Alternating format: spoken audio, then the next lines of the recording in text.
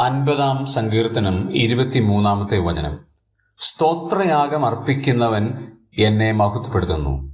തൻ്റെ നടപ്പിനെ ക്രമപ്പെടുത്തുന്നവന് ഞാൻ ദൈവത്തിൻ്റെ രക്ഷയെ കാണിക്കും. സ്തോത്രയാഗം അർപ്പിക്കുക ഓരോ ദൈവ പൈതലിനെയും കുറിച്ച് ദൈവം ആഗ്രഹിക്കുന്ന കാര്യമാണ്. നാം അധരഫലം എന്ന സ്തോത്രയാഗം എന്നാണ് എബ്രായ ലേഖനം 13-ാം അധ്യായം 15-16 വാക്യങ്ങളിൽ കാണാൻ കഴിയുന്നത്. നാം ദൈവത്തിന് അർപ്പിക്കുന്നത് അധരഫലം എന്ന സ്തോത്രയാഗമാണ്. 50-ാം സങ്കീർത്തനം 14-ാമത്തെ വാക്യത്തിലേക്ക് വരുമ്പോൾ അവിടെ പറയുകയാണ്, ദൈവത്തിന് സ്തോത്രയാഗം അർപ്പിക്കുക, അത്യുന്നതന് നിന്റെ നേർച്ചകളെ കഴിക്കുക. അപ്പോൾ ദൈവത്തിനാണ് നമ്മൾ സ്തോത്രയാഗം അർപ്പിക്കേണ്ടത്. അത് അധരഫലം മുഖാന്തരമാണ് എന്ന് ദൈവം നമ്മെ ഓർപ്പിക്കുന്നു. യോനയുടെ പുസ്തകത്തിലേക്ക് വരുമ്പോൾ 2-ാം അധ്യായത്തിൽ യോന സ്തോത്രനാദത്തോടെ നിനക്ക് യാഗം അർപ്പിക്കും എന്നാണ് പരാമർശിച്ചിരിക്കുന്നത്. സ്തോത്രനാദത്തോടെ ദൈവത്തിന് യാഗം അർപ്പിക്കും.